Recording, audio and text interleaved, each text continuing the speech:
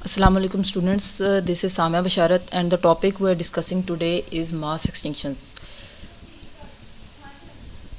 तो इस लेक्चर में हम सबसे पहले पढ़ेंगे डेफिनेशन ऑफ मास एक्सटिंक्शंस की हिस्ट्री और किन किन साइंटिस्ट में इस पे क्या क्या काम किया और उनकी क्या क्या थ्योरीज थी। जियोलॉजिकल फेजेस को पढ़ेंगे और जो 5 मेजर मास एक्सटिंक्शन इवेंट हुए हैं उनके बारे में पढ़ेंगे। जियोलॉजिकल हिस्ट्री के फेजेस पढ़ेंगे और मास एक्सटिंक्शंस की कॉजेज़ पढ़ेंगे, एंड पे इफेक्ट्स और इसकी रिकवरी पढ़ेंगे।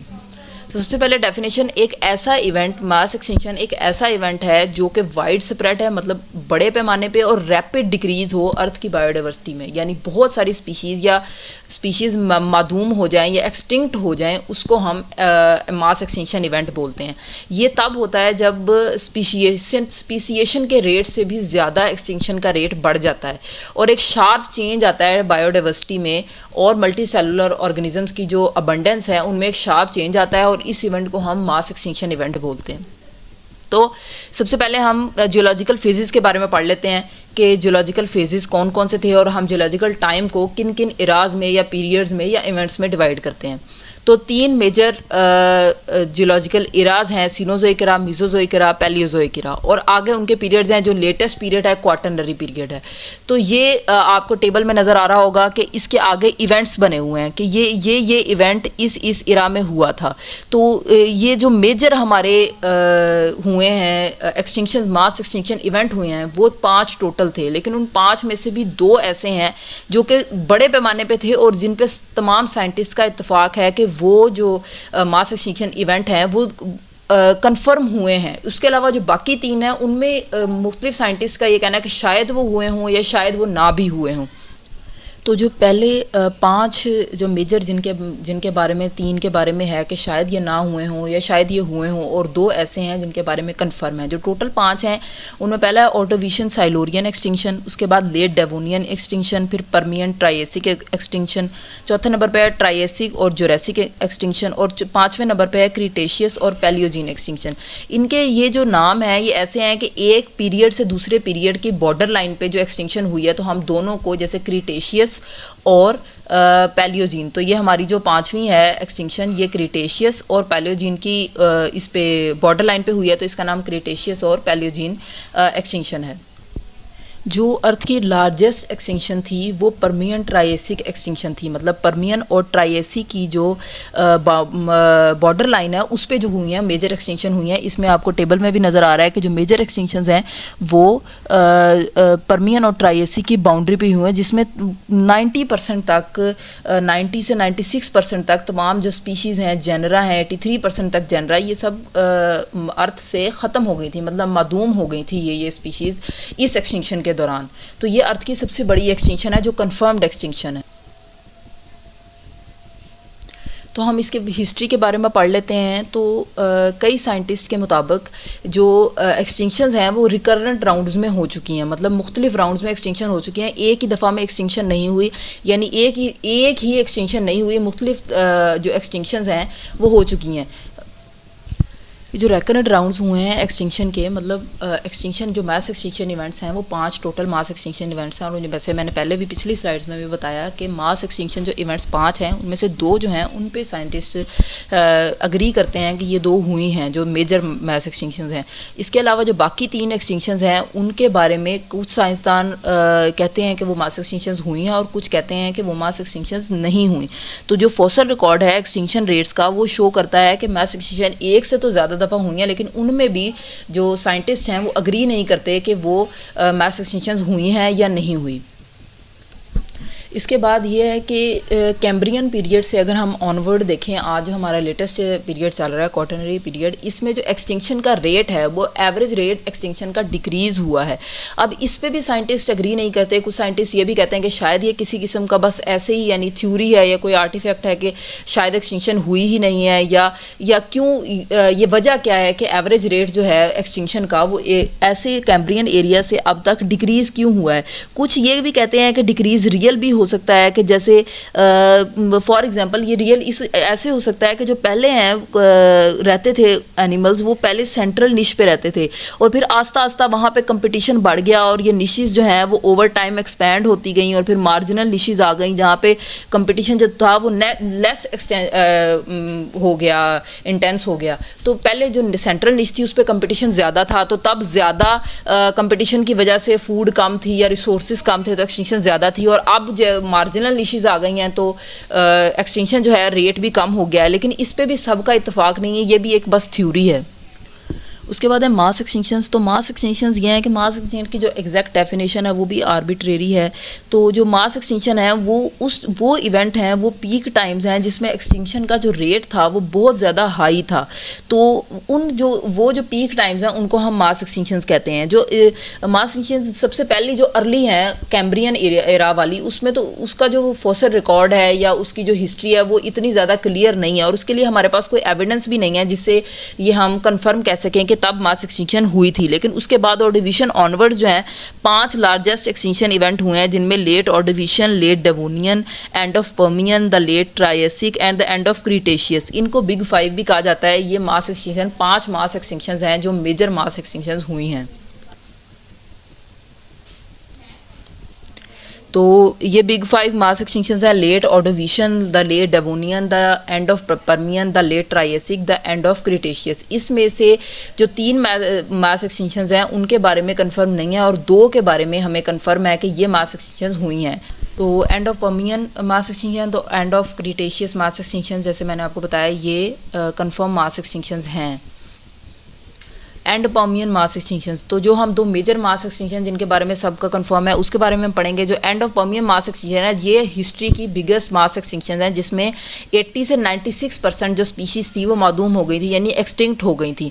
57% जो फैमिलीज़ थी उस टाइम 57% और जेनरा के 83% और तमाम स्पीशी की 90 to 96% जो थी एनिमल्स थे या ऑर्गेनिजम्स थे वो एक्सटिंक्ट हो गए थे, जिनमें 53% मैरीन फैमिलीज़ थी, 84% मैरीन जेनरा थे, 81% मैरीन स्पीशीज़ थी और 70% लैंड स्पीशीज़ इंक्लूडिंग इंसेक्ट्स ऐसे थे जो मादूम हो गए थे इस मैस एक्सटिंक्शन इवेंट में। जो इसकी रिकवरी है, वर्टिब्रेट्स की जो रिकवरी है इस मैस एक्सटिंक्शन के बाद उसको तकरीबन 30 मिलियन साल लगे थे। इसके बाद एंड क्रीटेशियस मैस एक्सटिंक्शन है। इसको पहले क्रीटेशियस टर्शरी और केटी या केटी बाउंड्री भी कहा जाता था क्योंकि ये क्रीटेशियस और टर्शरी की बाउंड्री पे थी, मतलब टर्शरी एरा वहाँ से शुरू हो रहा था जहाँ पे ये मैस एक्सटिंक्शन हुई थी। अब इसे Cretaceous Paleogene era mass extinction भी कहा जाता है। इसमें हाफ या कुछ के मुताबिक 60 to 75% जो है ऑर्गेनिज्म वो एक्सटिंक्ट हो गए थे। इसमें फैमिलीज़ की 17% और जेनरा के 50% और 75% तमाम स्पीशीज़ की एक्सटिंक्ट हो गए थे इस मास एक्सटिंक्शन में। अब हम कॉजेज़ के बारे में बात कर लेंगे कि मास एक्सटिंक्शन की असल में कॉजेज़ क्या थी। तो इम्पैक्ट इवेंट्स हमारा पहला कॉज है और ये शायद सबसे ज़्यादा मशहूर कॉज भी है कि कोई ऐसा एस्टेरॉयड, कोई लार्ज कॉमेट जो है उसका इम्पैक्ट हुआ अर्थ के ऊपर जिससे फूड चेन जो है वो कोलैप्स हो गई लैंड पे भी और सी पे भी, जिसकी वजह से हम ज़्यादातर डायनासोर की एक्सटिंक्शन मशहूर है। ये हमारी सबसे बड़ी कॉज हो सकती है। और इसमें यह भी थ्योरी है कि जो सल्फ़र रिच रॉक्स थी उनकी वजह से सल्फ़र ऑक्साइड एमिट हुए और पॉइजनस एसिड ड्रेन हुई, जिसकी वजह से जो फूड चेन्स हैं वो कोलैप्स हो गई और मास एक्सटिंक्शन इवेंट हुआ।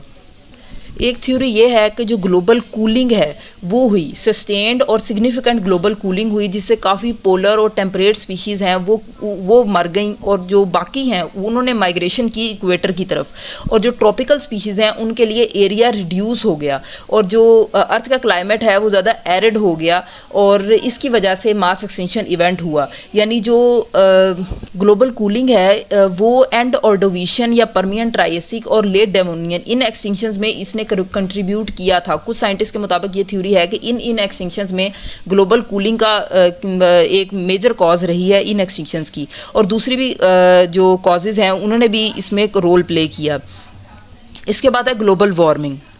जो हमने ग्लोबल कूलिंग पढ़ी उससे उल्ट ग्लोबल वार्मिंग है, मतलब ग्लोबल वार्मिंग के उससे उल्ट इफेक्ट्स हुए हैं कि इन्होंने जो ट्रॉपिक स्पीशीज़ हैं उनके लिए जो एरिया अवेलेबल था उसको एक्सपेंड किया, टेम्परेट स्पीशीज़ हैं उनको वो इस ग्लोबल वार्मिंग की वजह से मर गई, और जो बाकी हैं उनको इसने फोर्स किया कि ये पोल्स की तरफ माइग्रेट करें, जिसकी वजह से सीवियर एक्सटिंक्शंस हुई पोलर स्पीशीज़ की। और सेवरल रिसेंट स्टडीज़ ऐसी रही हैं जिसमें ग्लोबल वार्मिंग को मास एक्सटिंक्शन की एक कॉज बताया गया और इस कॉज को सपोर्ट किया गया काफ़ी साइंटिस्ट की तरफ से।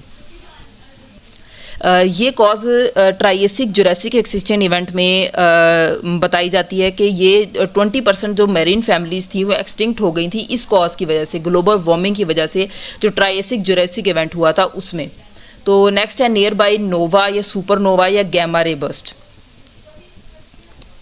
एंड ऑर्डोविशन एक्सटिंक्शन जो थी उसमें उसकी कॉज में एक नियर बाय नोवा या सुपरनोवा या गैमा रे बर्स्ट एक कॉज बताई जाती है कि 6000 लाइट ईयर्स से कम दूर एक कुछ भी ऐसा हो सकता है कि जिससे ओजोन लेयर जो है वो डिस्ट्रॉय हो जाए। ऐसी गैमा रे बर्स्ट, नोवा, सुपरनोवा या कोई भी गैमा रे बर्स्ट जिससे ओजोन लेयर डिस्ट्रॉय हो जाए और अल्ट्रा वायलेट रेडिएशन जो ओजोन लेयर रोकती थी सन से जो आती थी वो आ जाए ज़मीन पे, और ज़मीन पे जो भी उस टाइम एनिमल्स थे उनकी ज़्यादातर स्पीशीज़ या ज़्यादातर जो परसेंटेज है वो एक्सटिंक्ट हो जाए, मादूम हो जाए उस गैमा रे बर्स्ट के ज़रिए। तो ये एंड ऑर्डोविशन एक्सटिंक्शन जो हुई है उसके बारे में ये कहा जाता है कि ये सुपरनोवा या गैमा रे बर्स्ट की वजह से हुई है। अदर हाइपोथेसिस में कुछ जनरल रीजंस आ जाती हैं जिसमें डिजीज़ आउटबर्स्ट आ सकता है, जैसे पेंडेमिक, कोई भी पेंडेमिक ऐसी जिससे एक मेजर जो स्पीशीज़ का जो परसेंटेज थी वो मादूम हो गई, एक्सटिंक्ट हो गई, या फिर man made causes. Man made causes में ओवर हंटिंग, ओवर फिशिंग या इन्वेसिव स्पीशीज या हैबिटेट लॉस, जैसे फॉरेस्ट को काटना या कोई इस तरह की चीज़ जिससे हैबिटेट ख़त्म हो जाए, या ओवर हंटिंग करना, ओवर फिशिंग करना। तो ये मैन मेड कॉजेज़ हैं, यानी मैन मेड चेंजेस हैं जो क्लाइमेट में इंसानों की वजह से आए और इनकी वजह से मास एक्सटिंक्शंस हुई। अब आ जाता है इफेक्ट्स और रिकवरी। मास एक्सटिंक्शन का जो इवेंट है उसके जो इम्पैक्ट हैं वो मुख्तलिफ हैं, मतलब मुख्तलिफ एरियाज़ में मुख्तलिफ तरह से मास एक्सटिंक्शन इफेक्ट करती है। एक मेजर मास एक्सटिंक्शन के बाद only weedy species can survive, क्योंकि ये डाइवर्स हैबिटेट्स में इनके पास एबिलिटी है कि डाइवर्स हैबिटेट्स में रह सकती हैं, तो सिर्फ वीडी स्पीशीज़ सर्वाइव करती हैं। बाद में जो स्पीशीज़ हैं वो जो एम्प्टी निशेज़ हैं उनको डाइवर्सीफाई करती हैं, उनको ऑक्यूपाई कर लेती हैं। लेकिन ये इतना आसान प्रोसेस नहीं है, काफ़ी लंबा प्रोसेस है, मिलियंस ऑफ ईयर्स लग जाते हैं एक बायोडाइवर्सिटी को एक्सटिंक्शन इवेंट के बाद दोबारा से डाइवर्सिफाई होने में या रिकवर होने में। तो मोस्ट सीवियर जो मास एक्सटिंक्शन है उसके बाद 15 से 30 मिलियन ईयर्स लग सकते हैं, आराम से 15 से 30 मिलियन ईयर्स तक रिकवरी हो सकती है जो एनिमल्स हैं उनकी। तो जो वर्स्ट था इवेंट परमियन ट्राइएसिक एक्सटिंक्शन, उसके बाद 90% ऑफ स्पीशीज़ अर्थ की ख़त्म हो गई थी, मादूम हो गई थी, और 30 मिलियन साल के बाद भी वो जो रिकवरी है वो नहीं हो सकी जो पीटी एक्सटिंक्शन थी या परमियन ट्राइएसिक एक्सटिंक्शन थी या लेट ट्राइएसिक जिसे हम बोलते हैं। 30 मिलियन साल तक भी उस मास एक्सटिंक्शन से जो बायोडाइवर्सिटी है उसकी रिकवरी नहीं हुई। तो 5 मास एक्सटिंक्शंस को हमने देख लिया, उनके कॉजेज़ देख लिए, उनके इफेक्ट्स और रिकवरी देख ली, और 2 हमने मेजर भी देखी जो जिनके बारे में तमाम साइंटिस्ट का इत्तेफाक था कि ये 2 मास एक्सटिंक्शंस हुई हैं। अब हमारा क्वेश्चन ये है कि क्या हम छठी मास एक्सटिंक्शन में रह रहे हैं, मतलब क्या इस टाइम जिस एरा में हम रह रहे हैं क्या अब भी मास एक्सटिंक्शन हो सकती है। तो कई साइंसदानों का ये कहना है कि जो आज हमारी क्लाइमेट चेंज आ रहा है, ग्लोबल वार्मिंग हो रही है, ग्लोबल कूलिंग हो रही है, और मैन मेड कॉजेज़ इतने ज़्यादा हैं, पेंडेमिक है और भी बहुत सी चीज़ें हैं, ओवर हंटिंग, ओवर फिशिंग, जो मैंने पहले चेंजेस बताए जो मैन मेड चेंजेस हैं, उनकी वजह से 300 सालों तक, यानी 300 सालों के अंदर अंदर जो आज एनिमल स्पीशी मौजूद हैं उनका 3/4 3/4 जो है वो ख़त्म हो सकता है, मादूम हो सकता है। मतलब हम एक 6 मास एक्सटिंक्शन के इरा में रह रहे हैं शायद। तो 500 साल जो पिछले 500 साल हैं उनमें से 5577 स्पीशीज़ में से 80 स्पीशीज़ मैमल की ऐसी हैं जो मादूम हो गई हैं, यानी पिछले 500 साल से मैमल्स की स्पीशीज़ आस्ता आस्ता ख़त्म होती जा रही हैं। एम्फीबियन से, बर्ड से, मैमल्स 1 to 2% जो स्पीशी हैं वो आज भी एक्सटिंक्ट हो चुकी हैं, और 20 से 50% स्पीशी ऐसी हैं जो पहले से थ्रेटन्ड हैं, यानी वो इस वर्ज पे हैं कि वो एक्सटिंक्ट हो जाए। उनके थोड़े थोड़े कोई 1-1, 2-2 मेंबर या कोई स्पीशीज़ का कोई मेंबर रहता है। तो कंक्लूजन ये है कि जो ह्यूमंस हैं इनकी वजह से छठी मास एक्सटिंक्शन हो सकती है। 5 मास एक्सटिंक्शन अर्थ ने पहले से इंड्योर की हैं और उन मास एक्सटिंक्शन की वजह से बहुत सी बायोडाइवर्सिटी में चेंज आया और रिकवर होने में, क्योंकि तब मैमल्स या ह्यूमंस नहीं थे, अगर मोर स्पेसिफिकली कहा जाए तो रिकवर होने में बहुत टाइम लगा, 30 मिलियन साल, बहुत लंबा अरसा लगा बायोडाइवर्सिटी को दोबारा से रिकवर होने में। लेकिन अगर इंसानों ने इसी तरह इंडेंजर्ड स्पीशीज़ को और थ्रेटेंड स्पीशीज़ को जो आज जिनका हैबिटेट मैन मेड चेंजेस की वजह से ख़त्म हो गया, इनको ना ख़त्म किया या ये चेंजेस को ऐसे ये चेंजेस होते रहे, तो मास एक्सटिंक्शन इवेंट 300 से 500 सालों में छठा मास एक्सटिंक्शन इवेंट होगा। लेकिन अगर हम इसको क्विकली प्रोटेक्ट करने की कोशिश करें, फॉरेस्ट लगाएं ज़्यादा से ज़्यादा, और जो स्पीशीज़ हैं उनकी ओवर हंटिंग, ओवर फिशिंग उनको ख़त्म कर दें, और जो थ्रेटन स्पीशीज़ हैं उनको दोबारा से कॉलोनाइज़ करें, उनकी ब्रीडिंग करें, उनको प्रोटेक्ट करें, तो